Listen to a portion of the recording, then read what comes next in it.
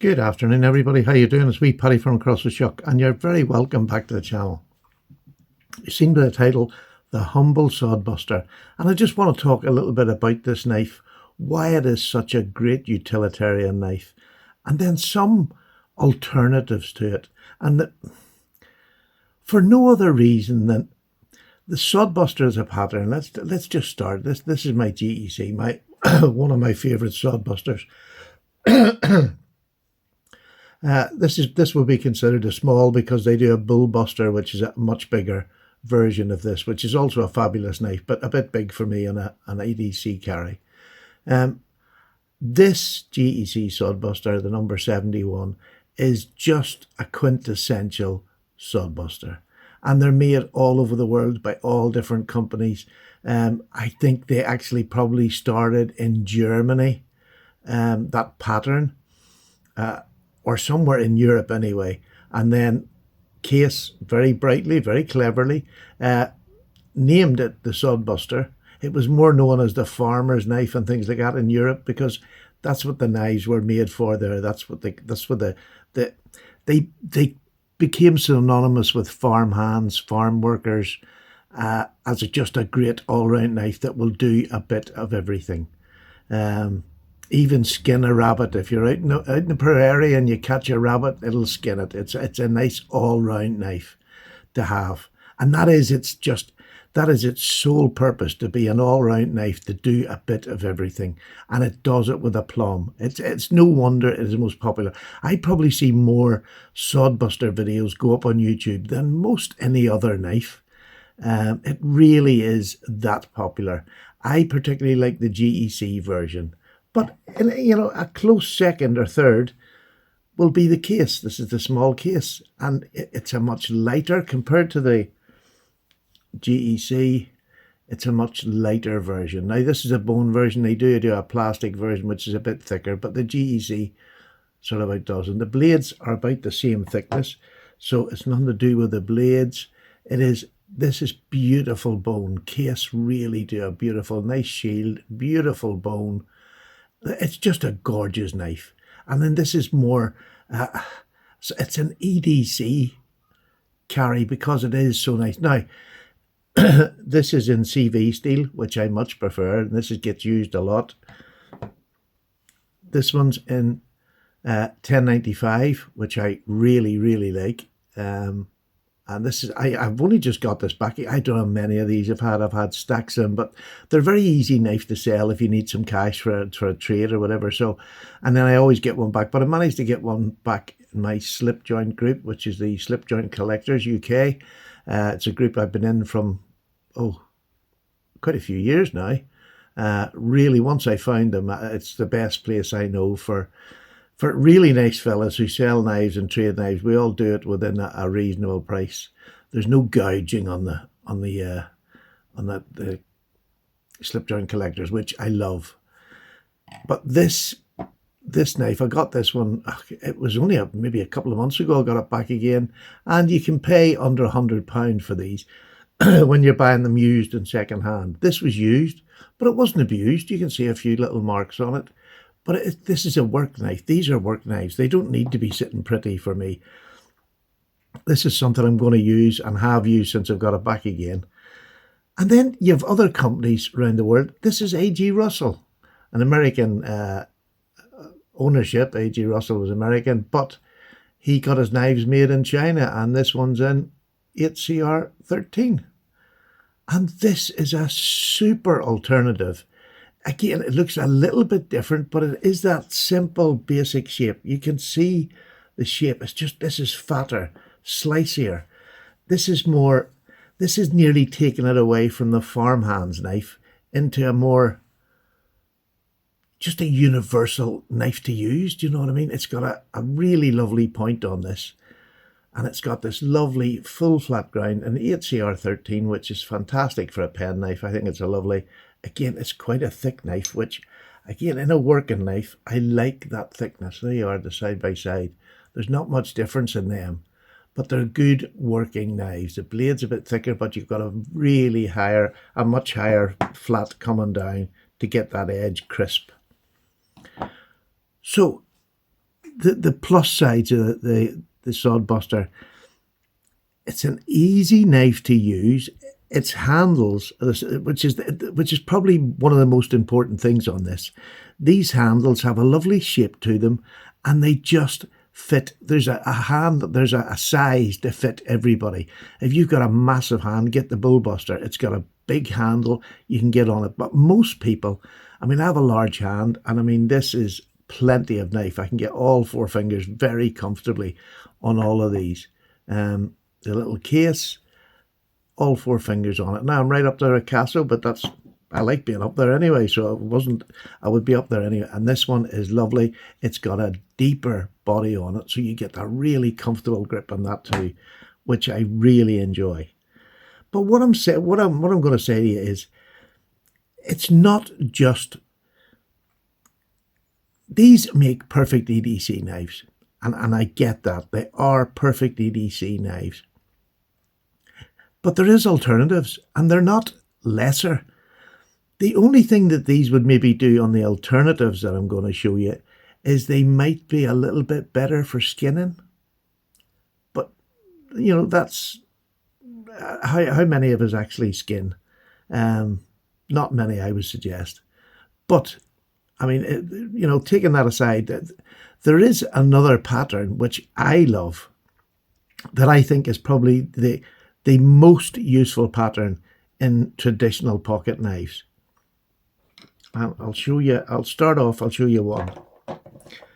This is my alternative to the case Sodbuster, the little case Sodbuster. This is an Arthur Wright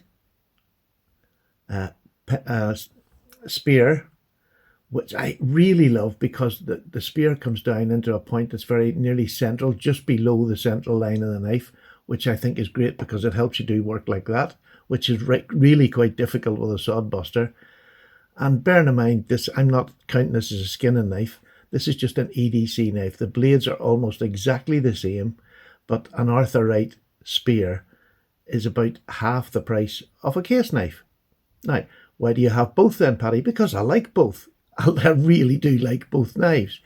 Their blade stock is very similar.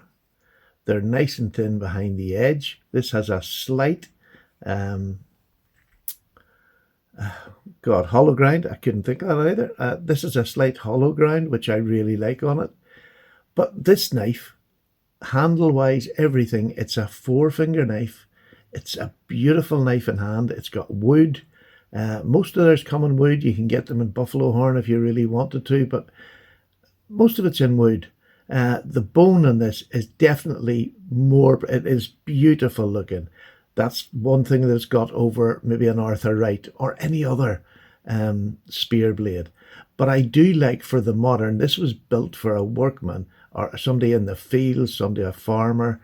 This is built for anybody and everybody, because you can also get down easily. Whereas if I want to get down to the point on this, I am turning my hand up there, which is a big difference.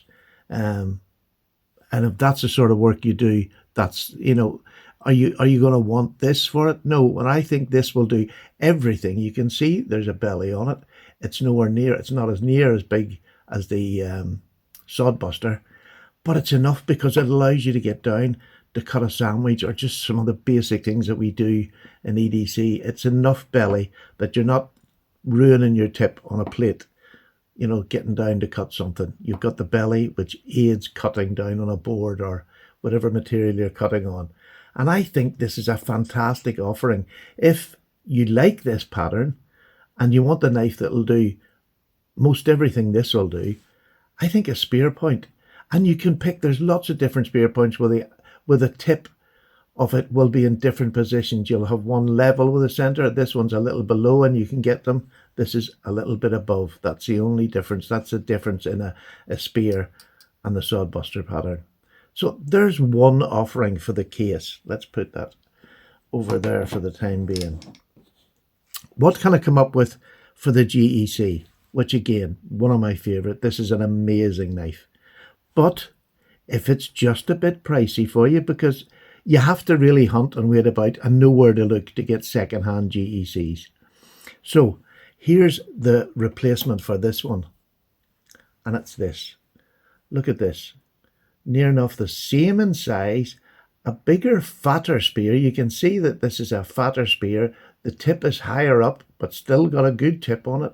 The belly is at least as good. You know, there's not that much difference in the bellies. It's a big belly. It's a deeper body. It's a great slicer, as is this. But this comes in beautiful bone. And that moss green bone is just outstanding. Just look at that. So to me, this looks like a work knife now, and this looks like a very beautiful knife just to carry. It's under 3 inches, so it's UK legal, as is this one. But I just think this is a more glamorous version of this pattern in a spear point. It just does everything the same, and this is about 60 quid. So it's going to be a little bit cheaper. Well, it's going to be a lot cheaper than you know, these are about 120 now, or whenever they come out, and that's if you can buy them in a retailer. If you're buying them second hand, new, they're going to cost you more. But I think this is the perfect knife. Will do everything this will do it, and it's just a gorgeous and cheaper alternative. And that's what I'm trying to do, is show cheaper alternatives to the knives that were used to buy in here. So that is the Rosecraft Nullichucky Jack. Beautiful knife. And then the other one we showed you was the Arthur Wright, which I love their spear, especially their fat spear. Really, really nice knife. And sorry, took that away. And this is the A.G. Russell. A bit of an alternative. You can get these on Chinese websites now. You can go on there, and because Chinese have been making knives for so long with A.G. Russell, I believe they sign a contract, and after so many years they can remake the knives. That's the deal they sort of had. That's the China deal. We'll do it. We'll keep them for so long, and then we'll make them. But I got this on a Chinese website. It's 8CR13. I have used it and sharpened it, and I believe it to be 8CR13. I have no qualms to doubt it, because it lasts a reasonable amount of time that you would expect 8CR13 to last. But it is lovely ground. It's a bit fatter behind the edge, but again, as an EDC knife, absolutely brilliant. You've got the yellow Delrin handle. Beautiful knife. So I'm going to give you an option for this, and this is going to keep us. This is the Real Steel. God, I couldn't get that out. Real Steel. I believe these are made in Italy, and these are about £60, which is a bit more than I paid for this.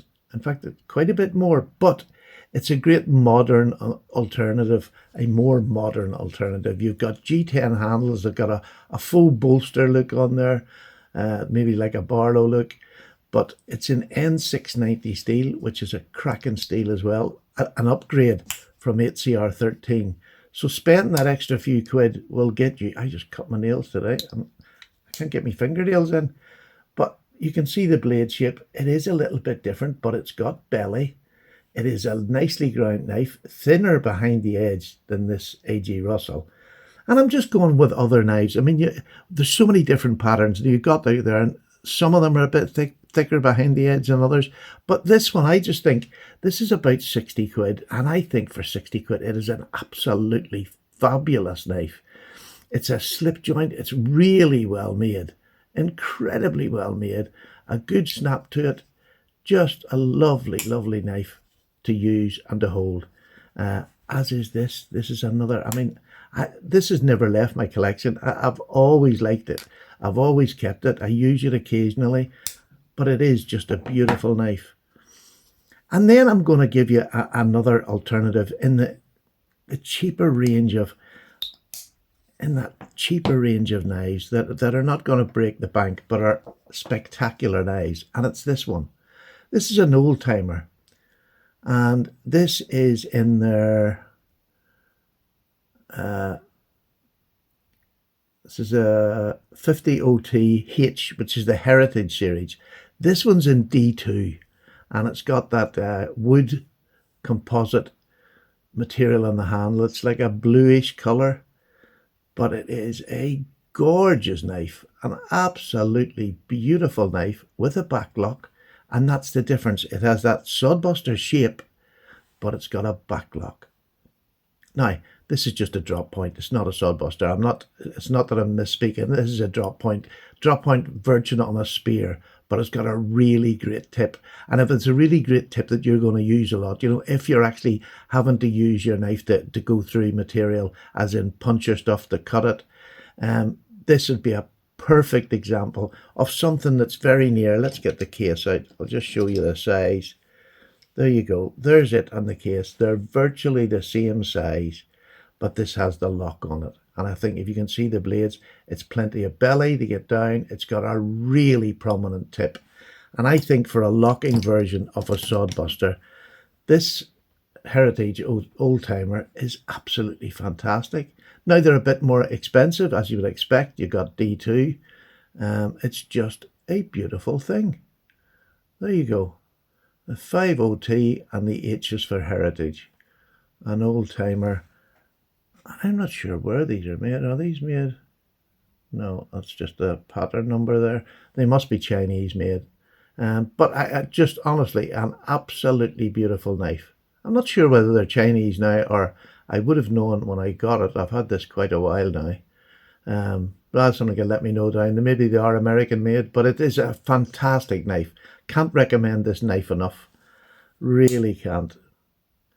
So there you go. There's my thoughts on the Sodbuster. Its origin was definitely a working knife, and it still to this day has kept that vibe. It's still a working knife.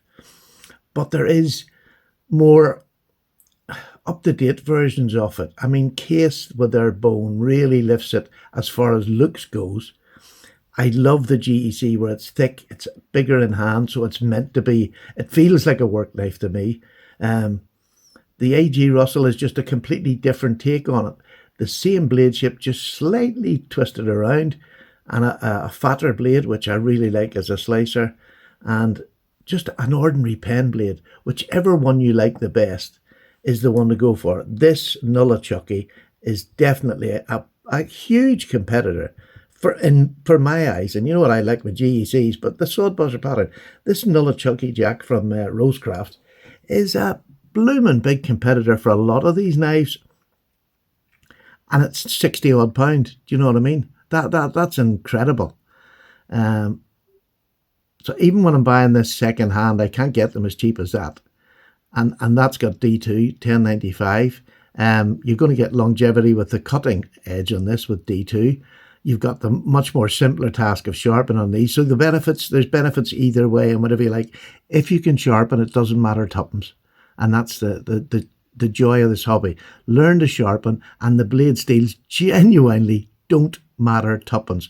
Because once you can sharpen 8CR or whatever steel you decide to start on, 440C is a great steel to learn on. Learn to do them, and then you can do any knife.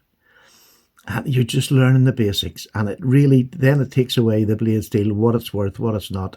And if you need something that's longevity, you know which one you're going to like. You know which one you've used and sharpened, and that's the choice we all have. And if you want a locking one, I can honestly say this Old Timer is definitely an amazing buy.